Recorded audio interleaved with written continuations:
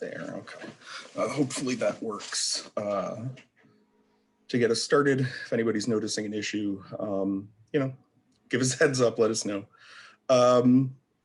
So yeah, Ed and I are co-presenting this discussion of pronouns. It's a discussion that has come up over the last few years, really, though a great deal in the last year or two, as we've been focusing on various aspects of diversity, but also as a number of these issues have become, more common discussions that we're having on campus and in various workplaces for that matter.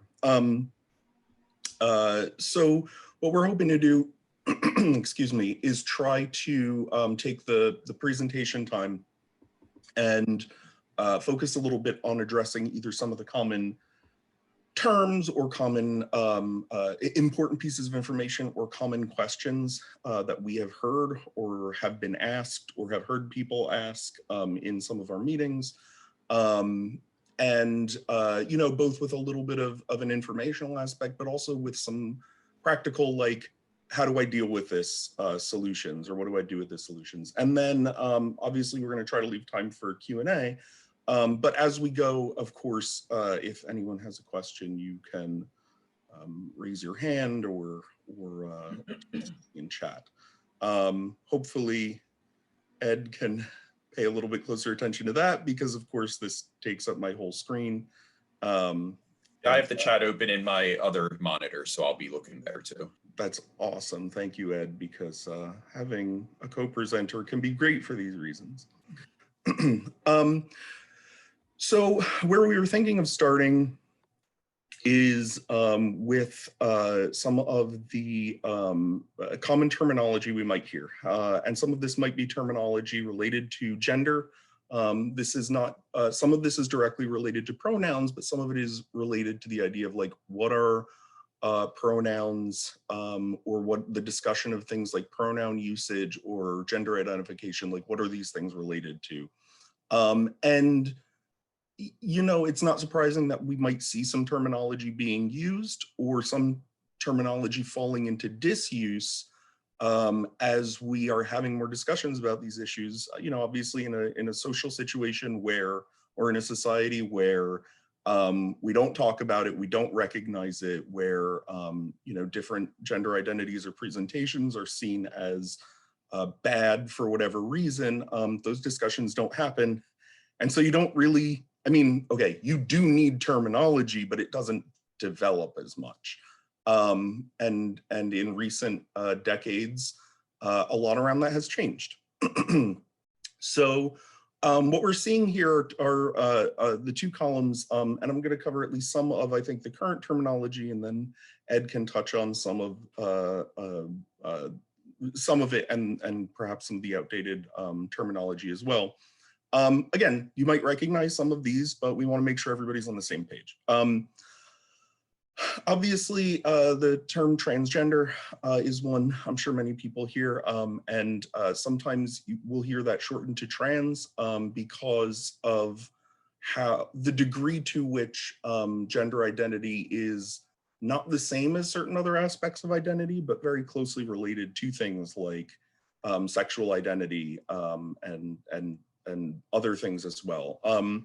But basically, if we're talking about somebody who identifies as trans or transgender, what we're doing is talking about somebody who was assigned a sex category at birth. And the way I like to put it with my students is, we are born, we pop out, doctor smacks our butt, looks between our legs, and makes a determination about what label to put on us.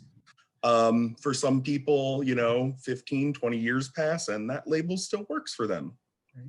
And that's actually what the second term here, cisgender, would refer to. It still works for them, right? So the sort of sex category assignment you had when you were born worked. Sometimes it doesn't, right? And so anytime somebody goes through a transition of saying that category that was assigned to me by other people, once I learned more about me, myself, and who I am, didn't work for me. And so I had to make a transition to another category. And that's what we're talking about. when we talk about transgender and cisgender, often we will hear people still identifying with a category like man or woman. But it's also important to recognize that those aren't the only categories that people can transition to or from. And so you might also hear about people identifying as non-binary. This is often people who say, you know, most people say I'm a man or I'm a woman, and that doesn't work for me. I don't really see myself fitting into either of those categories based on what people mean. Agender, meaning that a person doesn't strongly identify with any kind of gender category, right?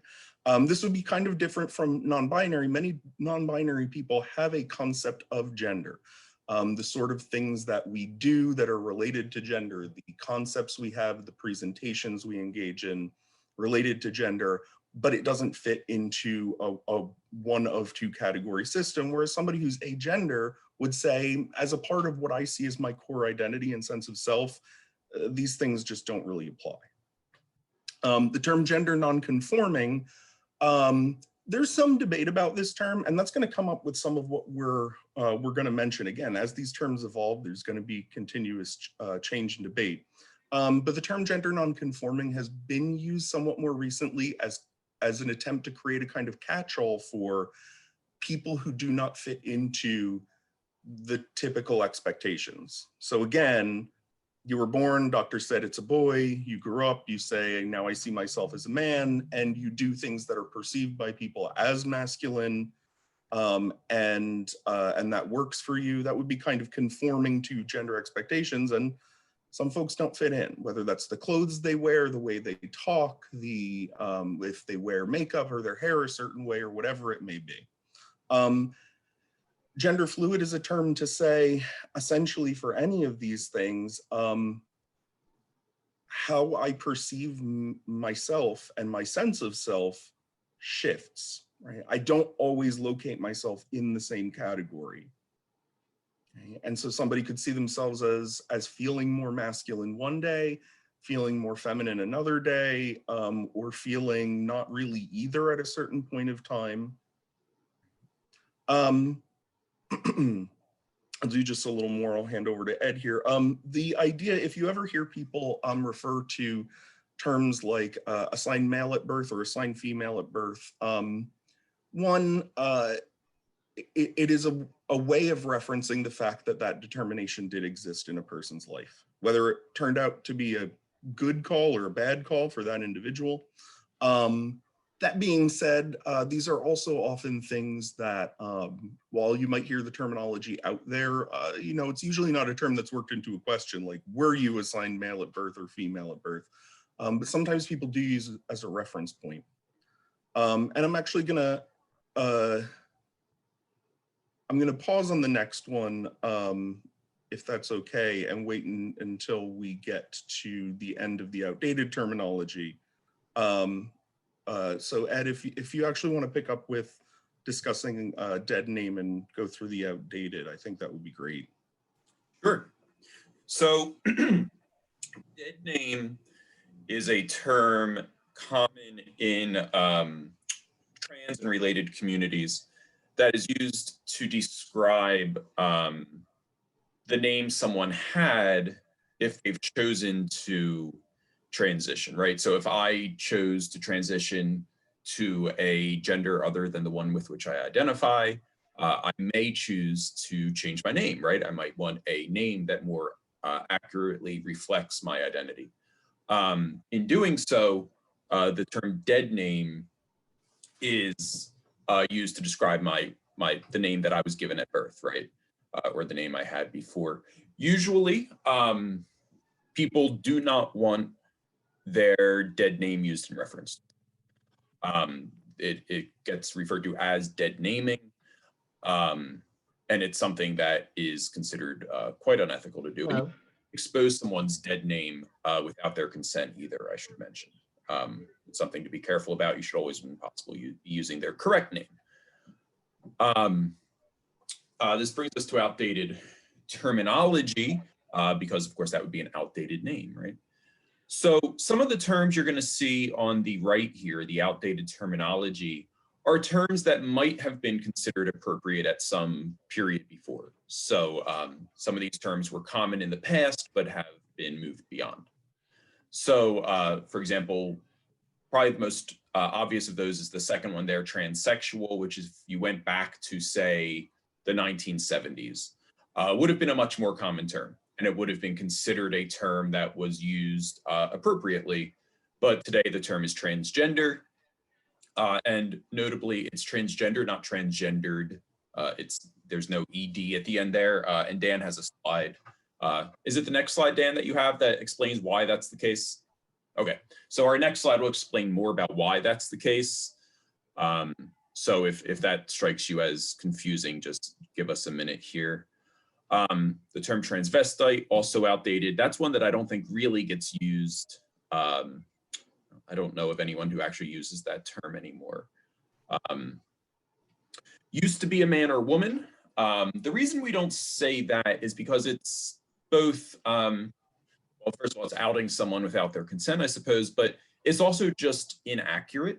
Someone who is transgender, it's more accurate to say that they were assigned an identity at birth, then that identity turned out to be wrong.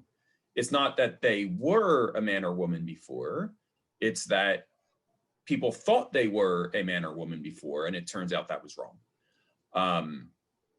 So it's often more accurate to say, well, they were always what they identify as, but people didn't know it before. Sex change and sex reassignment are less common now. We instead say gender confirmation surgery.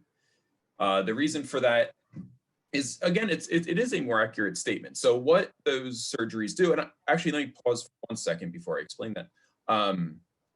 What's important here is that, I just lost my train of thought, geez. Okay, sorry about that.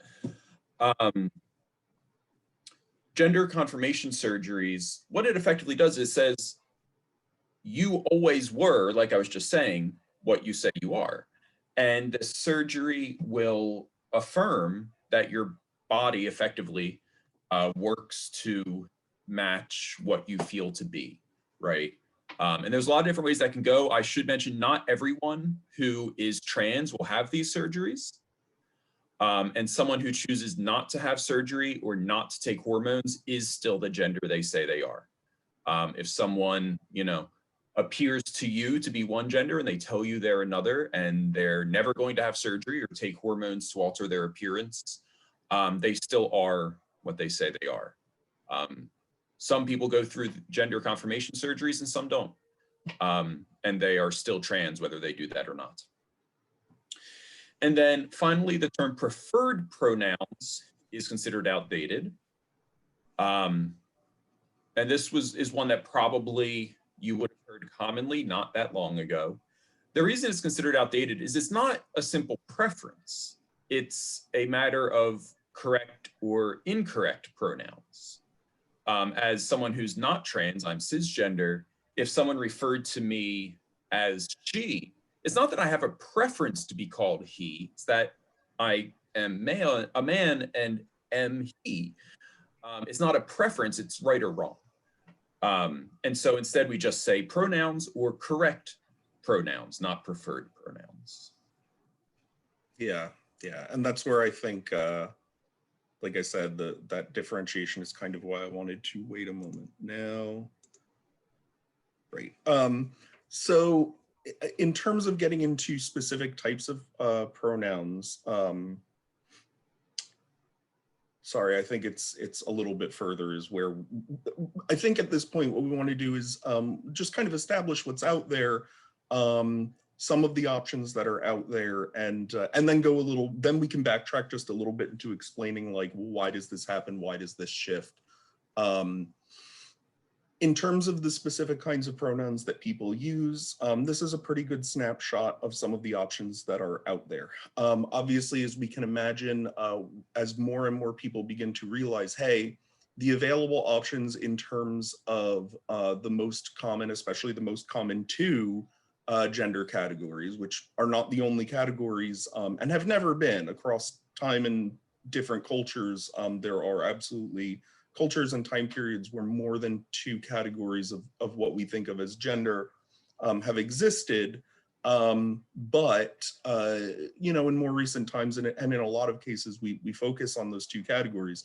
Obviously, as people recognize, hey, those two specific categories might not work, my identity or references to me might change or something else, other options are going to need to be developed. And out of this, obviously, some people, if they transition, say, from having been assigned male at birth, and they say, I mean, later in life, that person recognizes, no, I'm a woman. They may use she, her pronouns. That's pretty common.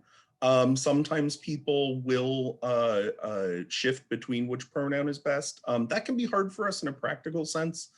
And we'll get into kind of how do we deal with a few of these situations a little bit later. But typically that person will still have a pronoun or point of reference for how to refer to them that is at least static or static enough or not harmful to them enough to be used in a general sense. And that's what we can often try to find out. They, them as a singular pronoun has seen a great deal more use recently, especially among people who are non-binary or who are sometimes gender fluid, all right, because it does not strongly live in the category of either being male or female. And there are others, Z and Zir, or Z and here are common. But I think that in order to break this down a little bit, one of the other things we've kind of been dancing around so far is the differentiation between what we're really referring to when we talk about sex versus gender. There are some of the concepts behind all of this that if we wanted to eat up our entire hour and probably several more hours on top of that, we could dig into. Given the time constraints we have, what we'll say is this. With reference to, and we are both sociologists, and so we come somewhat from that particular standpoint, but also, especially among people for whom gender and gender transition have been a personal issue, the recognition of some of these terms referring to different things, even if they're related, they're not the same thing, has been important. And so in this case, referring to sex versus gender, what we're saying is, you know, somebody's sex refers to things like aspects of their body that have with reproductive capacity, right? So this could be things like sex chromosomes. It could be things like genitalia or reproductive organs, right? It could have to do with things like hormone levels or hormone responsiveness. As opposed to when we're talking about gender, whether we're talking about really a combination of things that aren't just about our bodies at the base level, things like presentation and identity. The clothes that we wear, do we wear makeup or not wear makeup? Do we paint our nails or not paint our nails? How do we view ourselves, like inside of our mind and our heart? How do we see ourselves? In social interaction with other people, what kind of social roles do I occupy? Facial hair, jewelry, all of those things that we do, sometimes for many people without really thinking about it, but really have to do with the more social and interactive aspects of gender. That's when we refer to gender, that's really what we mean, right? It doesn't just have to do with things like who has a particular set of reproductive organs, but there's a lot more to it than that. What about all of that other stuff, right? Because at the end of the day, we have to recognize that, you know, if somebody was assigned male at birth, and you know, they still have what biological science or medicine would refer to as male genitalia, doing something like putting on a dress, like the dress isn't going to disintegrate when they try to zip it up, you know, it doesn't turn into mist. And so we have to recognize that while people often see a relationship between these things, there isn't always an implicit relationship. And I tack on to this also sexual identity, because often these are related, or people see them as related, but they aren't necessarily. Anybody of a particular gender could also be attracted to anyone else of any given gender. That is also highly personal. And so while some people say, well, doesn't somebody of a particular sexual identity act more masculine, less masculine, more feminine, less feminine, etc.? You know, while we may see that people who are already LGBTQ on any particular level might be more easily willing to break away from social expectations, because once you've already broken one, because of perhaps necessity, it could be easier to break down some of the others. It's not predictive, and we have to keep that in mind. And it's worth noting, you know, for the purposes of the classroom and campus, gender is actually what you see, right? You can't see someone's chromosomes. You shouldn't probably be seeing their genitals on campus. I always like to say, when this comes up in my classes, I say to my students, I'm like, well, here's the thing. I don't know about any of your genitalia, and I don't want to. Exactly. I hope that's the case for all of us when we are at work or on campus. But what that means is that those reproductive systems really have no bearing on our social interaction, right? Unless your spouse or a sexual partner happens to work in the same workplace as you, which happens once in a while, it's not our business. Right. So what you're witnessing, hair, clothing, makeup choices, other sartorial presentations, these are gender. And that's what you're actually making your assessment based on. And those are far more easily mutable and changeable than you might think. It is not hard, ultimately, to present yourself as whatever gender you wish. It's actually not very difficult. So you don't really, we may assume that one corresponds to the other. You may think that the person's gender presentation corresponds to their sex, and sometimes even often it might, but you don't actually know that's true. Yeah. And it is worth noting, and you'll see that kind of toward the later bullet points on this particular slide, given what Liz was just saying in the chat.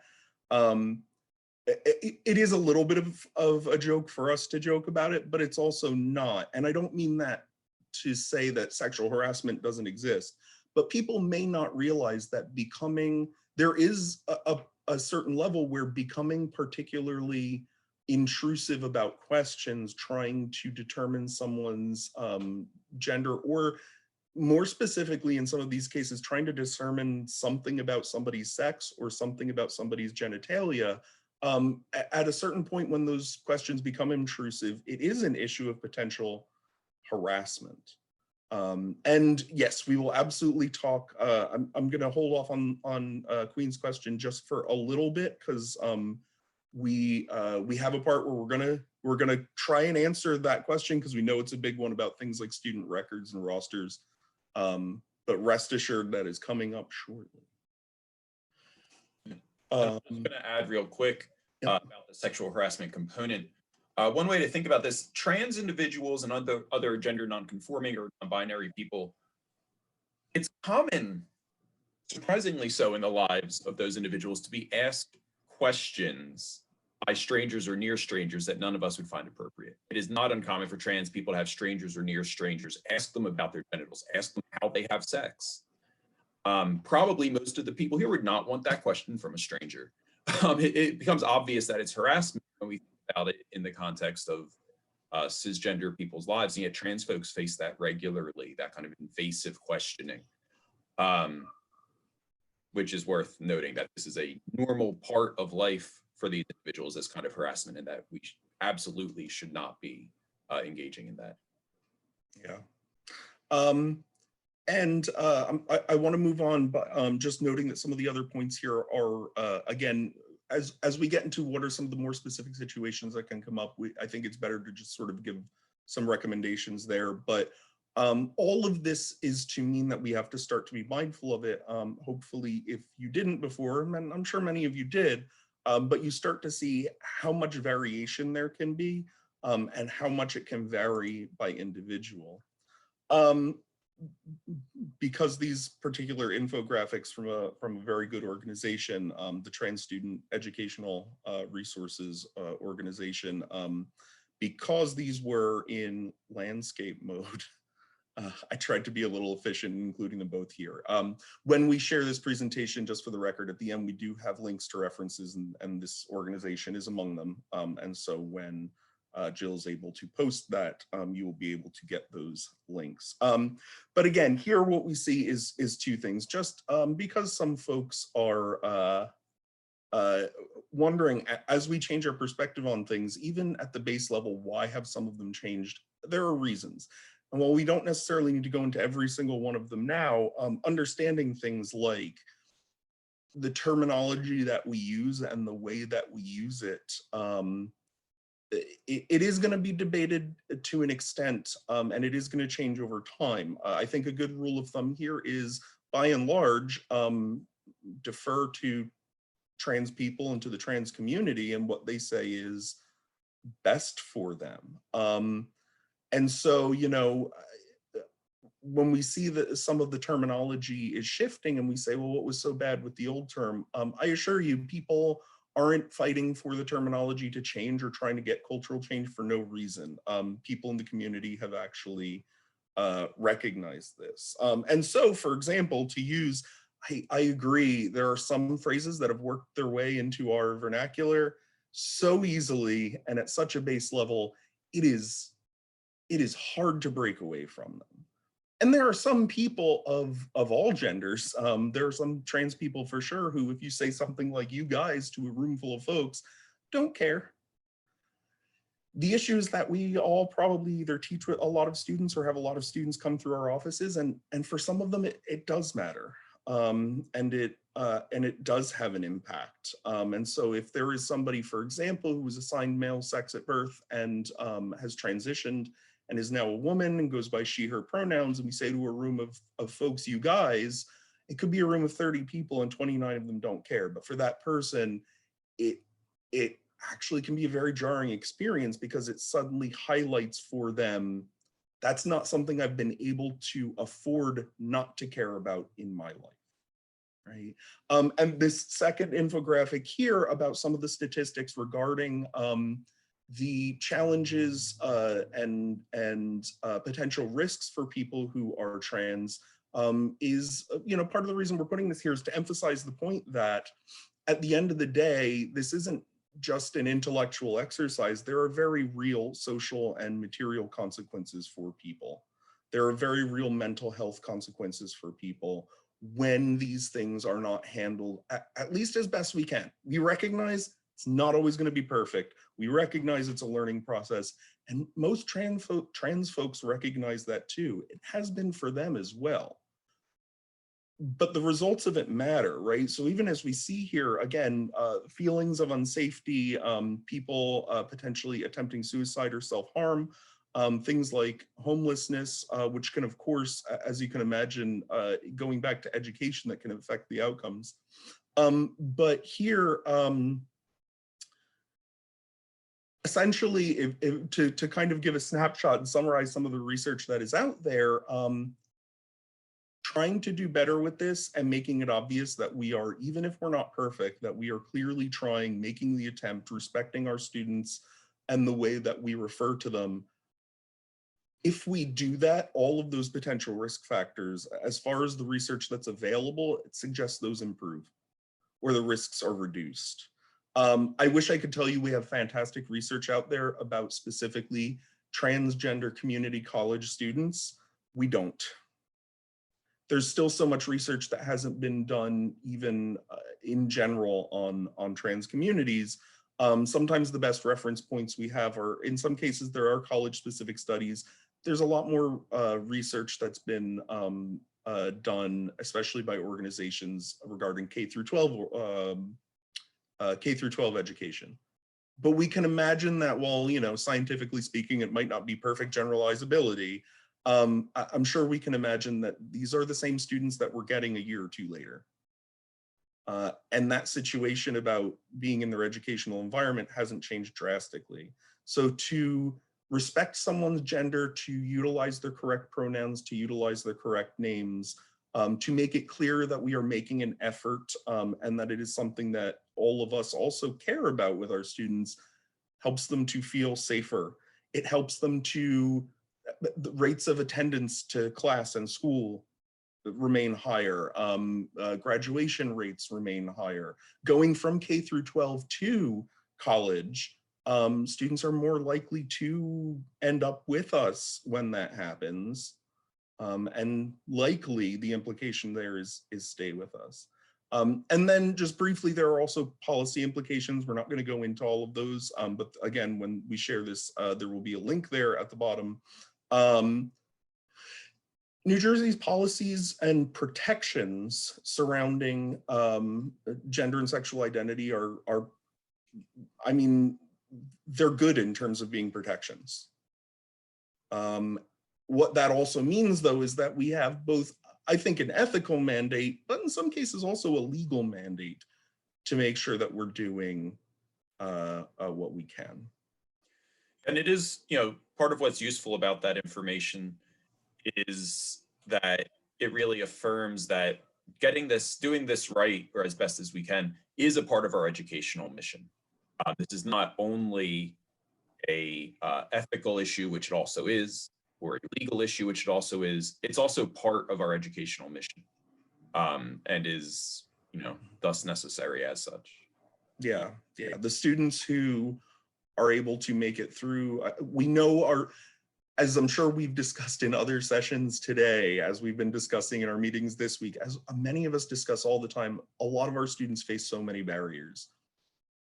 This is one where we can help by doing something that, might put a little bit of work on our shoulders, but it's important work.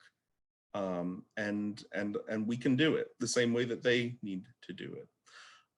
So Jamie asked a question that I think leads right into what we're about to do. Is it okay to ask students what their pronouns are? Kinda. What a great answer, right? You love those answers in a session like this, kind of. What I suggest is this. This is the best suggestion I'd be able to arrive at. And what you'll notice with a number of these Q&As, with Jamie's question, with Queen's question earlier, I wish I had a perfect answer for you. There isn't one, which is why the second question on this slide is going to be kind of important. You can ask. What I highly recommend here is, if you want to find out the right pronouns, provide an opportunity and a clear opportunity for your students to let you know what their pronouns are, or let you know how to refer to them if it's a different name. A lot of us do this in class, even with students who aren't trans. We say things like, hey, do you have a nickname that you go by? Right? Or some students don't go by their first name, they go by a middle name. Don't require it. Because again, as we just noted in some of the previous slides, there are students who still feel unsafe in their environment, even when we do everything we can. Requiring them to do something like announce their pronouns in front of a classroom is probably mildly traumatizing if they don't feel safe. But also, it essentially asks them to out themselves. And if they don't necessarily feel safe, putting them in a situation where they have to actively then make that decision about, well, what do I do? Do I say my correct pronouns? Do I give pronouns that people are less likely to question, etc., is hard. And like what you were just saying, Jamie, I've had good success with that. And I've heard, it tends to be my recommendation. Provide the opportunity. I will often say something to my students like, I'm going to go down my roster. When I go down rosters, I say, and this goes, I think, a little bit to Queen's question about dead names. Sometimes a student's dead name also happens to be their legal name. That can be a rough circumstance for some students. I'll often ask my students to correct me, and I just take whatever they say. I have to go down a roster in class at a certain point. Sometimes I will have students who are aware that the name that they're currently using is not what will show up on my roster. Sometimes they'll let me know, or I try to let them know in advance. Like, you know, if you're doing something like making an announcement post, hey, we're starting class next week on Blackboard. I'm looking forward to meeting all of you. I'm checking my rosters. If any of you need to let me know something about your name, you can send me an email, or you can submit to, if you set up a Dropbox or a form, you can do that with pronouns as well. What I'll say is this: often when you provide those opportunities, when you let students know something like, if you need to let me know if there's a correction to your name, if you say something to students like, this is an opportunity to let me know which pronouns to use for any of you. For your students for whom this is not a big issue, they're cisgender, they're likely to have the correct pronouns used for them. It isn't really a big deal for them. They may still do it, many do, or it's not really a big deal to them. I guarantee you when you say that, here's the thing. What you haven't said out loud, but what you have said to your transgender students is, I am open and receptive to that information. And I guarantee you they get that. They're looking for it and they're paying attention. So if you provide that opportunity, in my experience, there's a very high likelihood that they'll let you know. And you have already taken what I think is a very important first step to letting them know, I'm willing to accept that information and respect it. Do you want to address the second question here, Ed? Yep. What do you do if you make a mistake? Mistakes happen. And that's part of life, right? Like mistakes happen. Mistakes, in my experience, are especially common when someone has only recently come out. So maybe you've known someone for a really long time and they tell you that the pronoun that you should be using for them is different than the one you've been using, or that their name is a name that you're not familiar with. It can take time for you to kind of retrain the way you speak and think, because a lot of our speech is habit-based and you're in the habit of referring to them as one thing instead of another. So mistakes happen.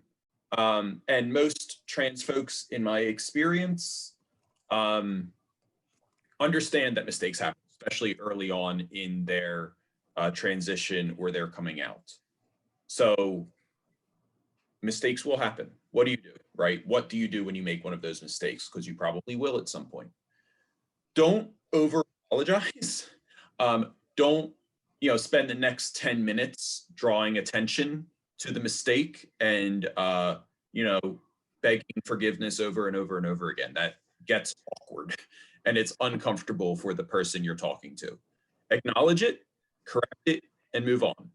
It's simple enough to say, oh, well, what he just said, and then the person says, oh, actually, they go, oh, my mistake, sorry, they, and keep going. So just acknowledge that you made a mistake, correct your mistake, and move on. That is usually the best way to go. Definitely don't get defensive. Don't blame the person correcting you. Don't insist that they are wrong for their gender or the grammar thereof. And you should be listening to, as Dan says here, the members of the affected community. In other words, the trans person telling you about trans experience is right about trans experience. This brings us to probably one of the more common things. Should I correct my students' pronouns with grammar rules or my ideas? No, definitely not. Don't, Dan says, don't make us get the squirt bottle. Don't. Yeah, one of the things that you'll hear often is that, well, they is plural, not singular. And thus someone being asked to be referred to as they or them as a singular is grammatically or somehow factually incorrect.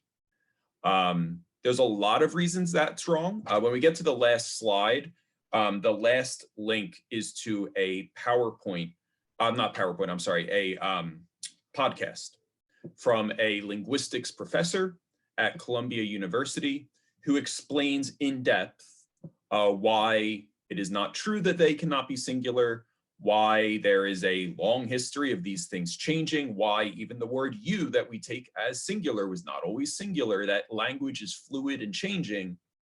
And today they is commonly used both in the singular and the plural, and that context easily shows us which is which. You don't need to correct them, they know who they are. Remember, creating and imposing rules or definitions is an exercise of power. In other words, if you are insisting that someone is something other than what they tell you they are, you are saying that you have the power to determine their reality, you have the power to determine who they are, and that they don't get to do that. Of course, part of being human is that we do get to determine who and what we are, right? We get to make ourselves. And so it is a dehumanizing act ultimately. And that the very least we can do is respect the expertise that students have in themselves. If a student says, I am they, or I am she, or whatever else, we should assume that that student knows who they are. They know who they are, they know what they want to be referred to, and they probably know that better than you do. And you should assume that they know themselves well enough to do that, and that you should take that seriously.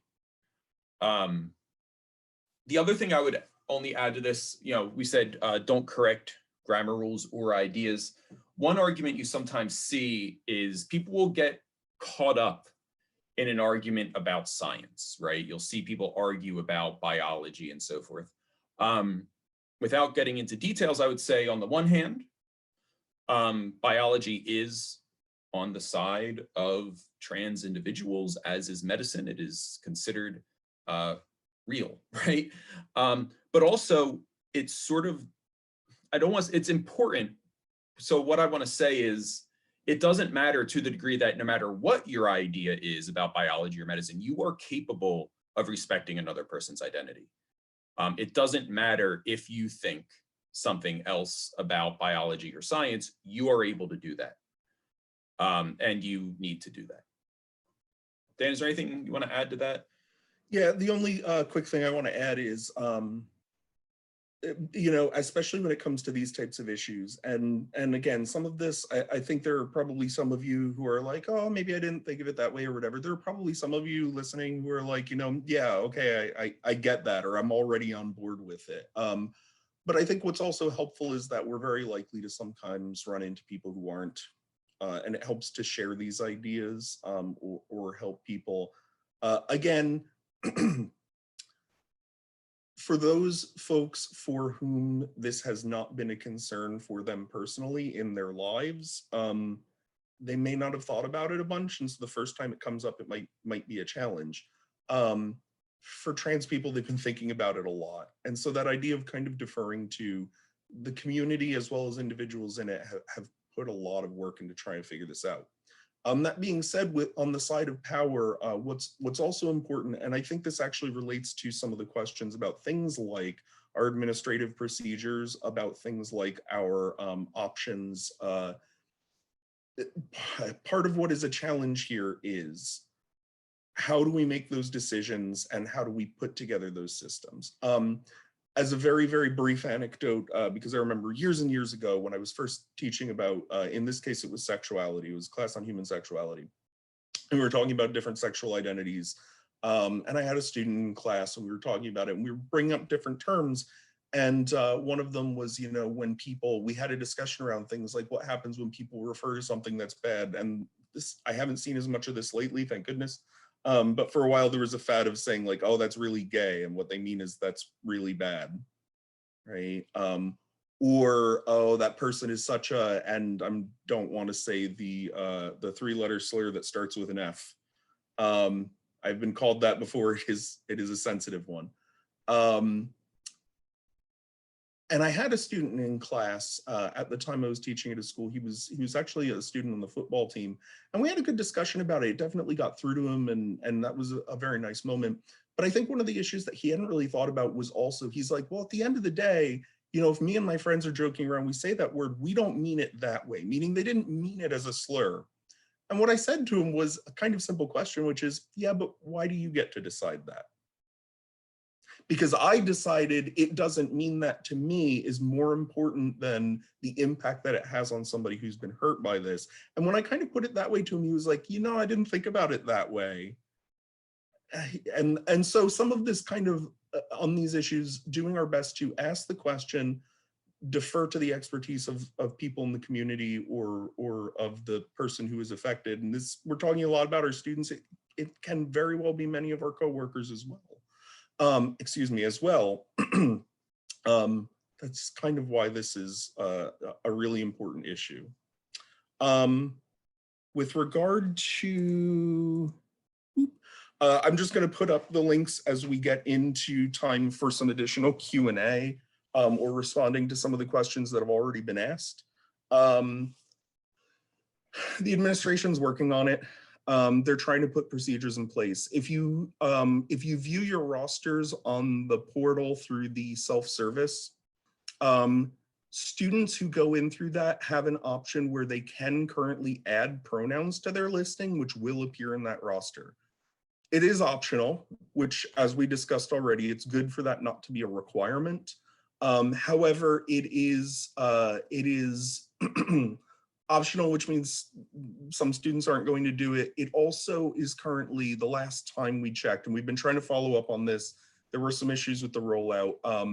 Last time we checked, it was a pull-down menu, which again works for some of the more commonly used pronouns. And as we already discussed, and if you go through some of these links, you'll see also as things change, the correct option might not exist in that pull-down menu.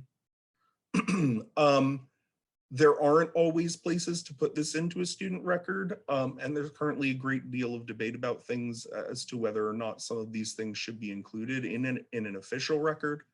The college, I do not know all of the details, and we were working on it. Diane Campbell, when she was here, was working on ways, and I think completed a way that a student can get their name changed officially on the rosters through student services without it necessarily being a fully legal name change, meaning like they didn't get a new birth certificate or driver's license. I do not know the current status of that, because especially when we were getting steam with a lot of how do these policies and procedures work, pandemic, and unfortunately, even though these are important issues, we are all dealing with a lot. Our hope is that we should be hopefully seeing and hearing more about the official procedures. But in the meanwhile, what it sometimes means is we'll have to do the best we can unofficially, whether that's adding notes to our own rosters. Sometimes it does pose challenges. I had a student who was trans and used a different name from the name that was on the roster in the first semester when we halfway through had to leave campus. We had to conduct the rest of the semester on Blackboard where that student's incorrect name was listed because that was still the legal listing. I didn't have a perfect solution for that. I did my best. I talked to the student about it. It was okay. We figured out what we could. Unfortunately, some of these issues, the best we can do is continue to work on those procedures, implementing those policies or options in our technology, try to do it in a way that is accurate and ethical, but also be open to feedback. And for some of us having to add, like Jamie said, creating either a Dropbox or a form, or giving an opportunity to email. Sometimes I've used in the past, or sometimes people still use, hey, I'll give you an index card where you can write anything about yourself. And you can mention specifically, you can indicate your pronouns or give me a nickname or a corrected name, etc. And then, collect those index cards from your class, and then you can go through them privately rather than asking someone to say something in front of the class. But like I said before, sometimes it isn't always about having a direct procedure or requirement as much as clearly presenting the opportunity and indicating your own openness to your students providing that information to you.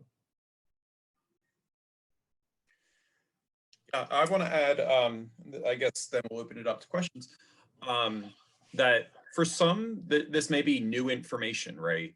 Perhaps you, as far as you know, don't know any trans or gender non-conforming people in your life, and this may be new. Like we've been saying all along, hiccups and mistakes happen. I think one of the most important things to remember is that even when those hiccups, mistakes happen, you are capable of doing that and handling those respectfully. The example I use on the first day of class every semester when I go over my respect policy on the syllabus, and again, Dan and I both teach sociology, so we cover issues of sex and gender in our intro classes, for example. I use this example from two of my classes when I teach about trans issues and gender identity. That in one of my classes one semester, I had a student raise his hand and say, look, I'm really trying. I just don't understand how you can change your gender. He said, I don't mean any disrespect. I just don't get it. And that was ultimately fair enough. He wasn't being disrespectful. He was expressing that he didn't understand and he wanted to understand. He just struggled to do so. In another class, I had a student raise his hand and I said, quote, you can't chop off someone's dick and call them a woman. Arguably, that person is also expressing misunderstanding. But you can see there's respectful and disrespectful ways of having that conversation. One student was respectful and wanted to understand. The other was crude and inappropriate to any classroom. My point being, when you make mistakes or when you don't understand something that's new to you, you're still capable of doing this respectfully. I hope we all know that. And that respect is at the heart of a lot of this. Calling someone by the name and pronoun that's appropriate to them is respectful. It is just a matter of respect. And that's an important way of thinking about it that really sidesteps some of the arguments people get into. That is just respectful. Yeah, we've still got some time, so I hope we addressed a couple of the questions that came up in the chat. What other questions people have? You can type in the chat. You can ask in voice. Yeah, I have a question. This is Queen Okike. I understand what is being said, and it's very straightforward and simple. But the problem is, even in this COVID era, when we pull up our attendance to take our attendance, it is really very difficult to call the new name. But when we didn't have a COVID era, sometimes you take attendance looking at the book. But now we pull up this attendance on Blackboard. You start calling the names and they're answering. I wouldn't like to embarrass somebody, whatever he or she wants to do, or who or she wants to name himself or herself, because it really doesn't impact my teaching. And another thing is, whatever pronoun he or she wants to use, it doesn't even come into action when you are doing this online, remote and everything. So how are we gonna really deal with this if the registration will not put that in roster, so that when you bring up the roster, you just do your roll call? Because I do my roll call every time after my class, and I don't want to embarrass any students. Thank you. I think that's a really important point. And I know Ed and I and a couple of the other faculty and staff have been involved in some discussions with administration as they're, like I said, trying to develop it. Some of these options are, I think some of it's a challenge in that some of these options are available in Colleague. Some of them aren't necessarily available. Some of them are available in limited ways. Some of them they tried to implement, and I think we ran into roadblocks because we said, hey, there's actually a pretty significant problem, like some of what you're pointing out with the way this is available or not. For example, they do have, like I said, an option where if you go in to the portal and you go to employee self-service and you pull up your roster that way, if a student has chosen to indicate their pronouns, it will show up in that roster. that particular indicator is not connected to Blackboard. And so we've already let them know, like, is there a way to do that? Can we create a way to do that? Is there a way in the Blackboard roster to create a note that gets saved there for us? So even if I have to put it in myself, every time I pull that up, it's there. Right now, some of those don't exist. I agree that we need better options for that. I unfortunately don't have control over that. However, we have said something similar to the administration. There are a number of folks in the administration, at least on the student affairs and academic affairs side, who have been very receptive to it. But I think that what we can do for now is also try to politely continue nudging them that we need these options. Yeah, until then, you know, it's sort of akin to, I don't know about anyone else, but I often in the classroom have trouble pronouncing people's names correctly, right? Especially names that are less common in the United States. And every day I take attendance and every day I try to pronounce their name correctly, right? And sometimes it takes a few tries to get it right. But, you know, we are usually able to learn how to say things differently than they look to us on the paper, and remembering that takes a couple days sometimes, you know, but eventually we can, right? For the purposes of these online things, you know, if you're using Blackboard Collaborate, you can set it up so that it records who is coming into the classroom, and you don't actually have to take attendance verbally. That could be useful. You could use a sheet of paper if you wanted to, of course. You don't have to do it electronically, and then you can take notes to yourself as well. But again, I think it brings us back to the fact that mistakes will happen, and some of these mistakes will be technologically influenced, right? That you don't have the ability to alter certain things that you see on the screen. We're working on it. It's a real problem. You're right to bring it up. And again, it's something that, you know, the tech side needs to change. Yeah. Quickly, because I saw someone ask a question about some of the more unique or less commonly used pronouns. We've mentioned a few of the ones that are less common, but still more common among the less common options. Again, a lot of this is still continuing to be in development. I have seen a great rise in popularity in the use of they as a singular reference pronoun.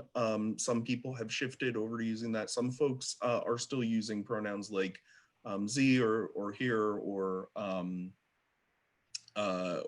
others.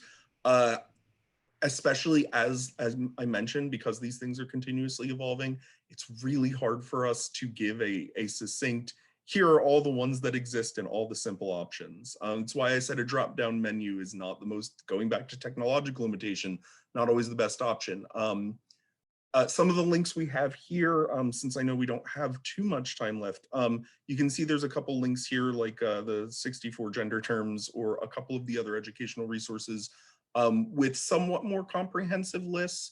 But what I'll say is this, the best thing that you can do is, and I think this is good general advice, ask your student, listen to what they have to say, try and be clear, not intrusive, but clear and direct if you have questions. What you want to keep in mind is this, if you have a transgender student, this is not their first rodeo. They've dealt with this. By indicating that you are open to listening to them, that by indicating that you are willing and able to respect their pronouns, they will absolutely, to be perfectly blunt, they'll get it. They'll usually know what you're asking. If they know if their pronouns are not very commonly used pronouns, and they'll probably know, hey, let me make sure I give you the multiple forms of this pronoun, or let me point you in the direction of something.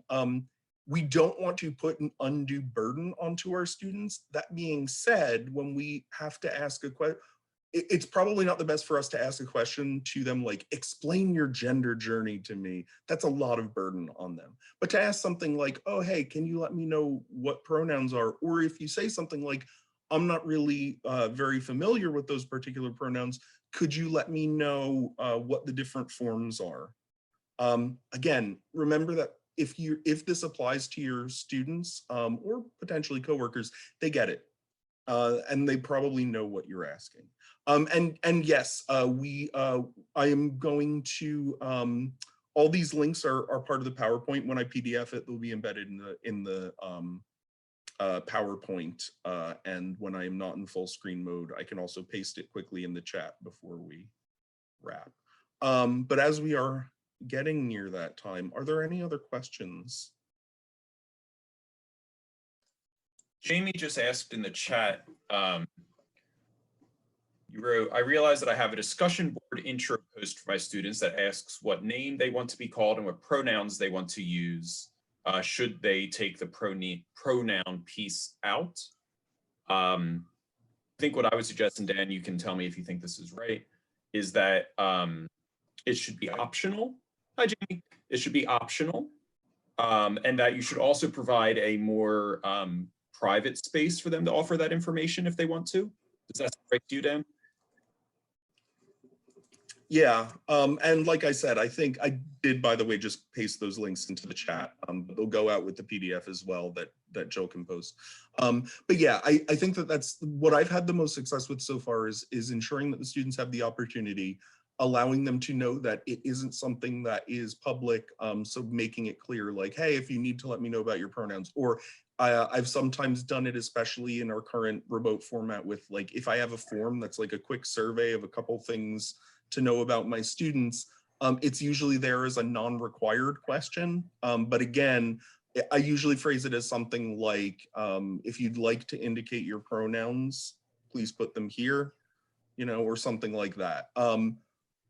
I will tell you from my experience and from at least anecdotally a lot of conversations I've had with some trans students, but a lot of friends and close people in the trans community, doing something like that, your students whose pronouns you may not be able to anticipate will use that opportunity. They will.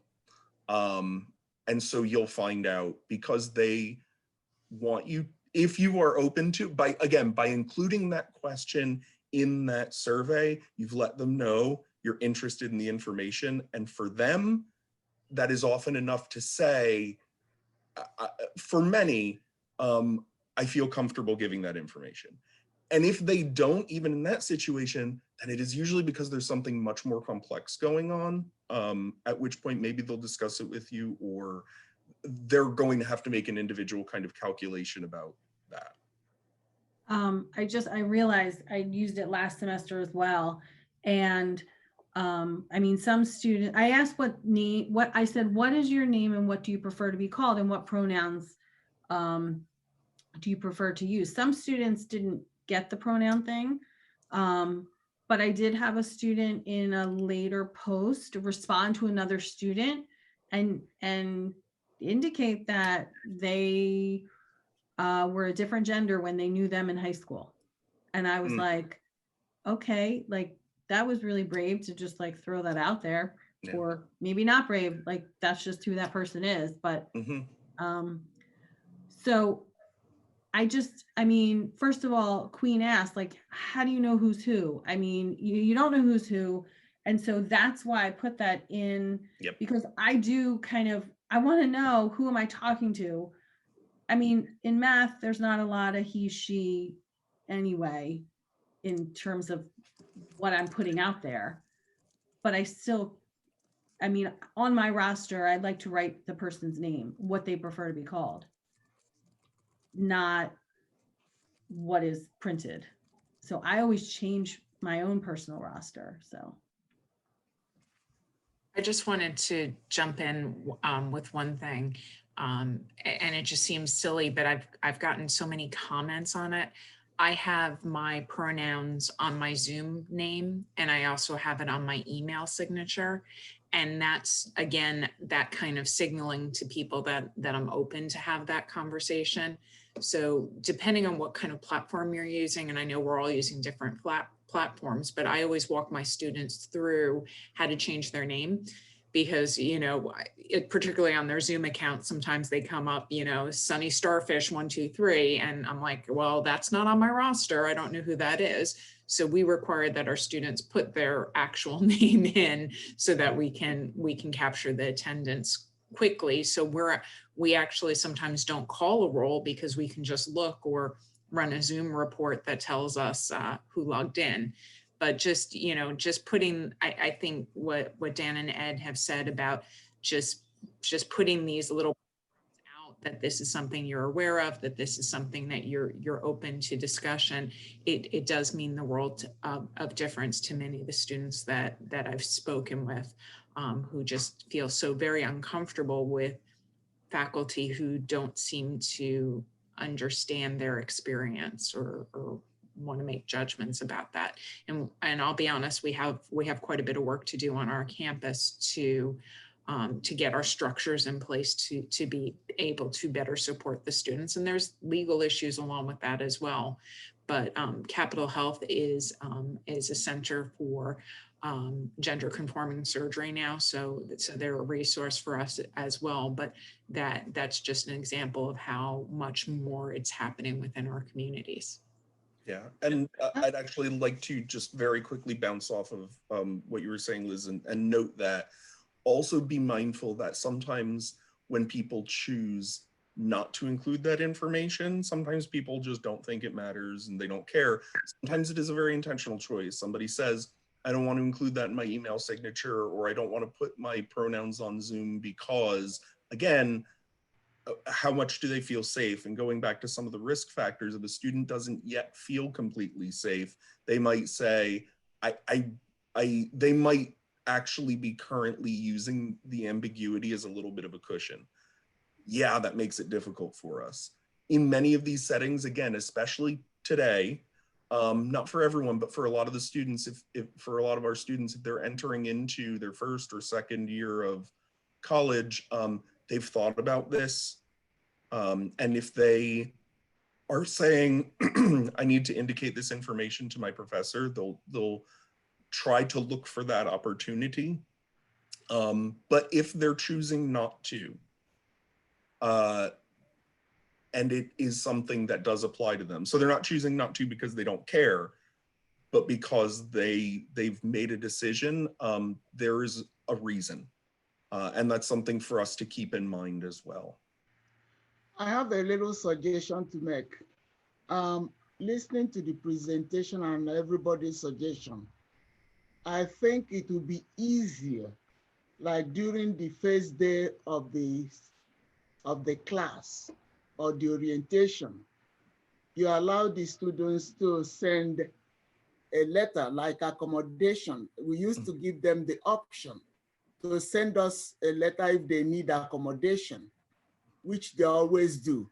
So I think if we introduce it that way, they will also send us a recommendation on that. This is what I want.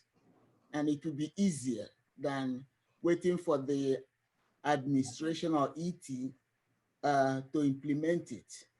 Yeah, yeah. And that's why I think that, like I said, creating that opportunity, usually the same, I do it for my classes, I do it the same day that we do the syllabus, the same day that I, on the first day of class, check the roster and who's actually there and who's not there. That's also when I try to create an opportunity for students to give it to me, whether in the past I've done it with an index card, more recently I've done it electronically with something like a form.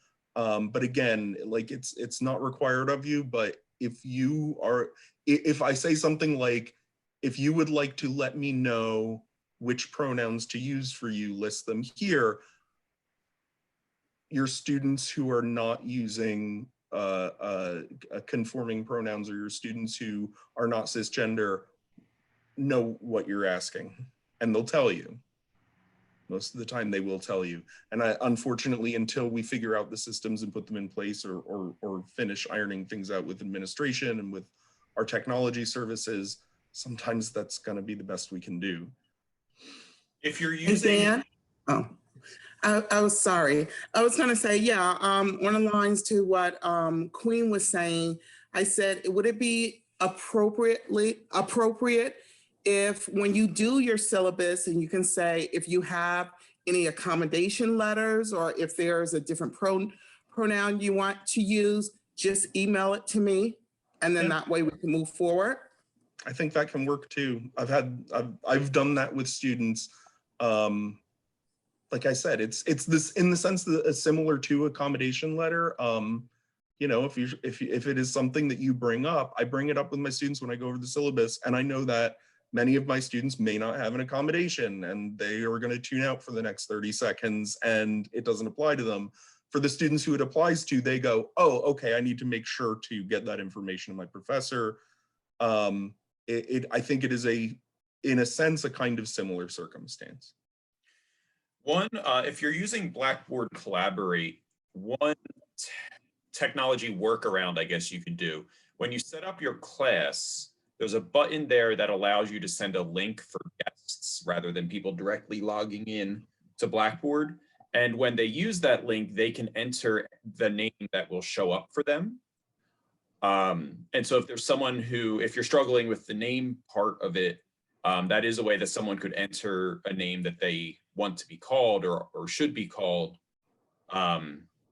That might give you a bit of a workaround, and that name that they log in with will be the name that shows up in the recording of who was there as well.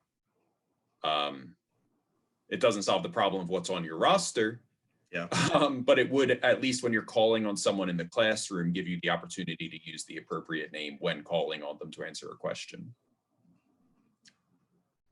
We've gone a little bit over. If anyone still has questions or wants to bring things up or touch base with either of us, please feel free to do that.